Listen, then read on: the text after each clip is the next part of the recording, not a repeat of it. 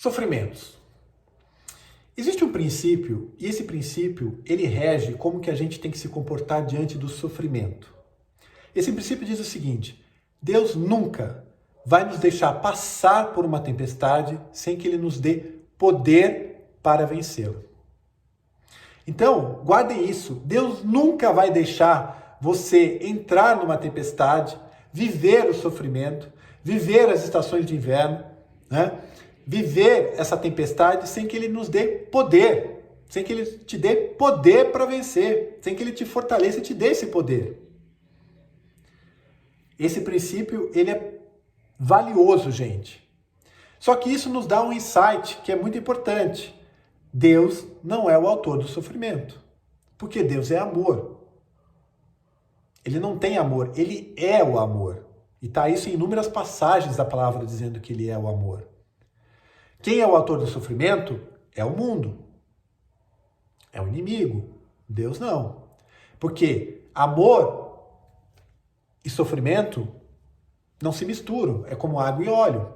Mas Deus pode fazer uso do sofrimento com propósitos específicos para a sua vida.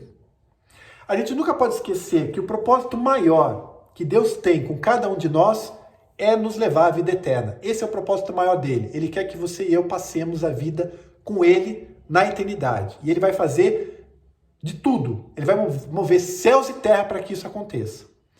E em determinados momentos da nossa vida, Ele vai nos dando propósitos para que vá nos preparando para isso.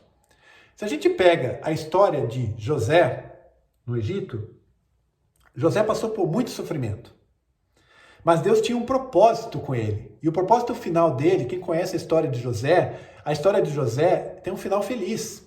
Dando um spoiler aqui. Gente, José se torna governador de toda uma terra. A terra mais poderosa que existia no planeta Terra na época, que era o Egito. Mas para isso ele teve que passar por uma série de sofrimentos. Só que Deus foi dando poder para ele vencer cada sofrimento.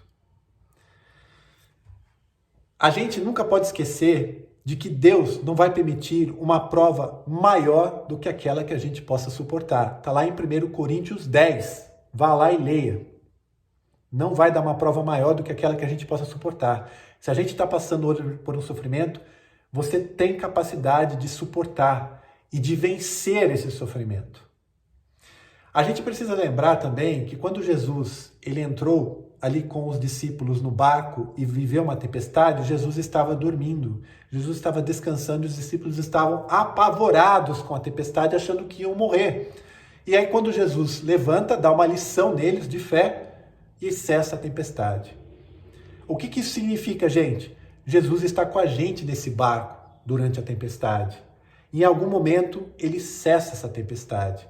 Em algum momento, ele faz você vencer esses inimigos. Em algum momento, ele te liberta dessas aflições. Está lá em Salmos 54, 7, que ele nos faz vencer os nossos inimigos e nos libertar das nossas aflições. E aí o que eu quero deixar aqui de recomendação final dessa reflexão sobre o sofrimento é o que eu tenho que fazer, Henry, quando eu vivo o sofrimento? Corra para Deus. Essa é a maior sabedoria que eu posso dar para qualquer pessoa que venha viver qualquer sofrimento na sua vida. Corra para Deus. Não corra para o bar. Não corra para a libertinagem. Não corra para as drogas, né? Não corra para a promiscuidade, né? Não corra para a golosice. Corra para Deus. Porque se você correr para Deus, você vai estar vivendo a libertação que Ele vai promover na tua vida. Porque Deus nunca vai nos deixar passar por uma tempestade sem que Ele nos dê todo o poder que a gente precisa para vencê-la.